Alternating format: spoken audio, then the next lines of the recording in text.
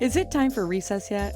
I'm so glad you found time to join us here on the Child Care Director's Chair, where Erica Sacoccio shares her best practices that she's refined through her passion of directing childcare centers over the last 23 years. From parenting interaction, systems to save you time, money, and stress, to profitability. She shares it all from the Child Care Director's Chair. Hello, thank you so much for tuning in today. If you are a leader in your program, today's episode is for you. Lots of things have changed in our industry, and leadership in 2023 might look a little different than it did 20 years ago. So I thought we would just talk a little bit about what leadership looks like and maybe perhaps where it might be going. So the first thing I'm going to say is leaders need to be optimistic.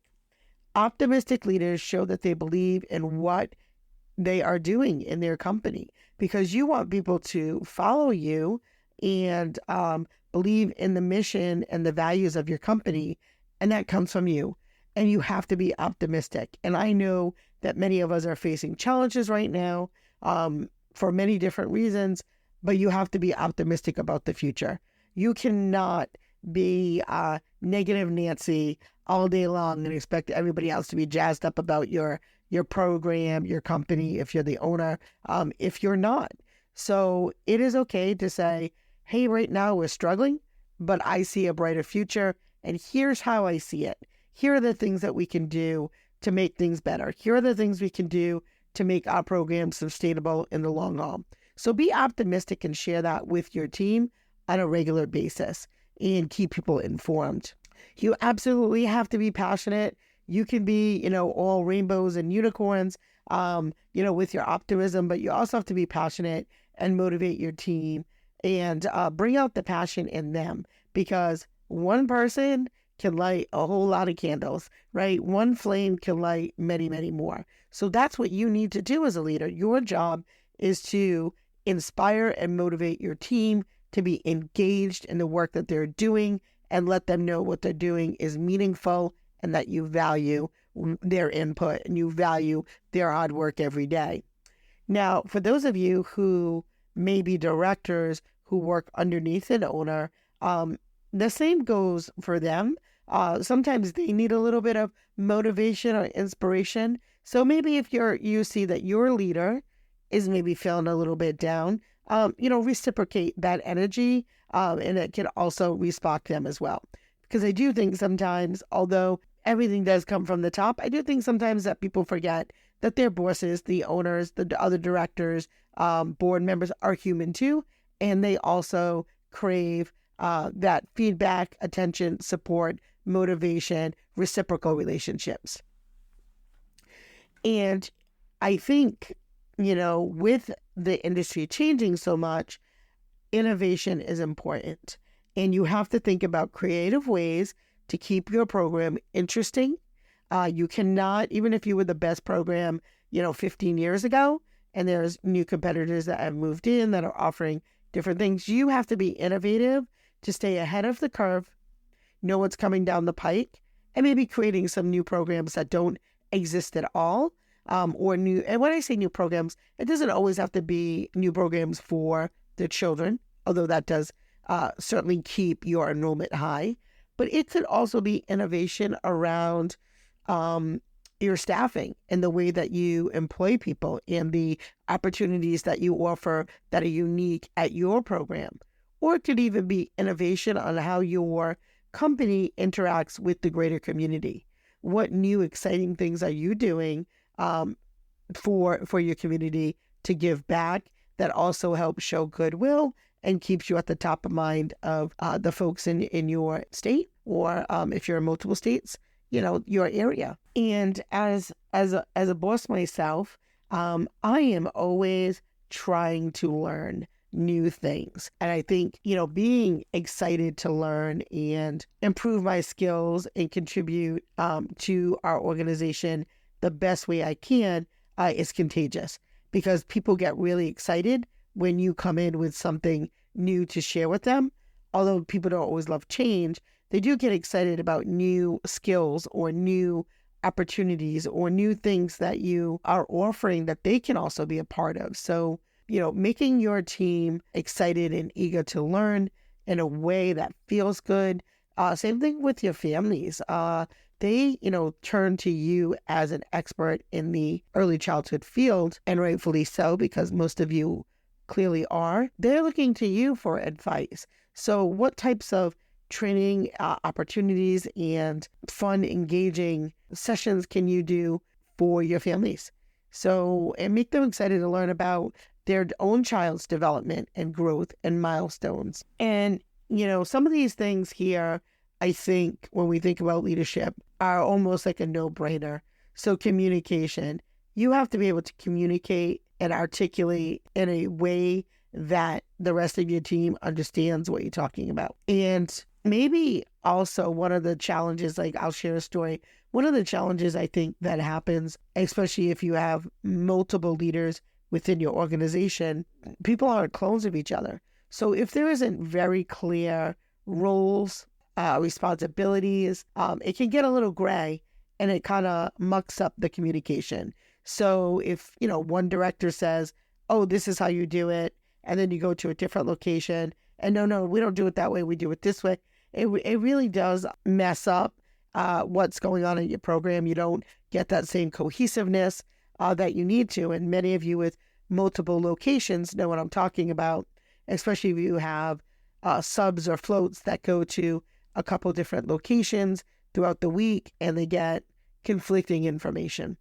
So, making sure that your communication is clear, that it's written so that there is something that people can go back on to refer to if they're still not sure. And your team members will feel comfortable about expressing their interests and concerns to you when they know that communication is fair, that it's clear, that, again, you employ that active listening. So think about a time where you were in a leadership position and how flexible you are around certain things. So do you keep up boundaries and walls? Are you flexible?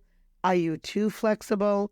So you want to really think about that too, because a great leader can be flexible, but also make sure that you kind of toe the line, set the standard, and practice what you preach. So an example might be uniforms. If you allow two people to not wear a uniform, but everyone else, gets written up for not wearing their uniform or following dress code, that's not flexibility. That's just not being fair. So making sure that you're flexible, but you do it in a way that is fair and equal. I would say problem solving for leadership is another area that is so important. And we have to solve problems all the time. So let's, think about how we problem solve now, and can we be better? And do you involve your team when you are problem solving? Or do you go in your office, you shut the door, you figure out all the challenges, and then you go back to your team and say, okay, this is how we're going to solve this. And sometimes the answer might be yes, because that's what's necessary, because there are so many ideas and suggestions on the table that at some point someone has to make a decision. But maybe, working with your team to get all the ideas on the table, and then as a group collectively whittle it down to the top 4 or 5, and then you as the leader maybe make the ultimate decision. Or there is a vote, majority rules, right? So think and only do that if in the particular case that is truly how you want to solve the problem. Because what's worse is when you ask people for their input and then you ignore it, they'll never trust you again. So making sure that you are good with problem solving and you don't always have to solve all the problems in the same way. And the last thing I want to touch on in this short little episode is trust. You have to build trust within your team. And they have to feel that they can come to you. And if they come to you and you then share what they have told you with everyone on the floor, how often do you think they're going to come to you? If there's not a sense of security and confidence when they are dealing with you, you're not going to have it, and you're not going to have that buy-in. And I would say that's honestly probably the number one thing is your team has to trust you. And if they don't, all the other things are really not going to matter. And you have to earn that trust. And trust is easily given. Well, it's hard to build the trust, but it's easily lost, I guess I would say. And, some type of level of credibility that gets built up over time. So if you say you're going to do XYZ and you do XYZ, and the next time you say you're going to do XYZ and you do XYZ, and then the next time you say it, there becomes this pattern. So if maybe one time XYZ turns to ZYX, there's still that trust factor. But if it's, very far and few between that what you say and what you do matches, nobody's going to trust you. And leadership at the end of the day is not a title. And I know that you know that. Anybody can be given a title of an owner, a director, a boss, an ed coordinator. So you can be given that, and that is a gift, but you still have to earn it. And you have to earn it not by how long you've been at a place. You earn it by your actions. You earn it by the way that you treat your people. You earn it by listening, by empathy, by, being fair, by being flexible, having good rapport, having a good attitude, being positive, following through with your promises. Also, the way that you mentor people, and take them under your wing and show them the ropes and let them know it's okay to make a mistake and what did you learn from that mistake. And then also being honest and transparent. I think that is another place where people get lost. If you're not doing well, it's okay to let people know you're not doing well. And how can they help you? And how can you help them during that period of time? So being honest, I think, is another really strong value of leadership. So I would say those are things that you can really build a foundation. And there's many, many more. Understanding your team and getting to know them as individuals, another great sign of a wonderful leader.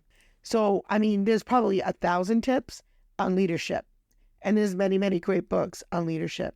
So my point of today's podcast is you have to invest in your leadership skills, and you have to do it frequently, and you have to do it often, and you have to be consistent, and you have to do all the steps that it is taken to make your team feel like they're in a good place and that they can get behind the work that you're doing, and that you also will be on the side of them doing that same work. You have to believe in what you're doing, and they will too. So hopefully that helped you today, and I would love for you to go back. Hopefully it inspires you. Go back to your team and employ one of these tips that we talked about today at the highest level you can. Take an inventory and see, where are you at with all of those areas? Are you good at that? Are you transparent? Are you honest? These are all questions you have to ask yourself. Are you optimistic? Are you trustworthy? If somebody tells you something, will they find out from the coworker that you told everybody? So on that note, I hope you have a wonderful day. I hope that you take some of this as inspiration on your journey as becoming the best leader that you can in the ECE and school age field. Thank you so much for tuning in. Have a great day. Well, all the cute little kiddos have been picked up and it's time to go home. And that'll do it for another episode of the Child Care Director's Chair. Please leave a review so Erica knows the information is helping you to manage and improve your childcare centers. Remember to subscribe to get the latest episode from Erica's Child Care Director's Chair.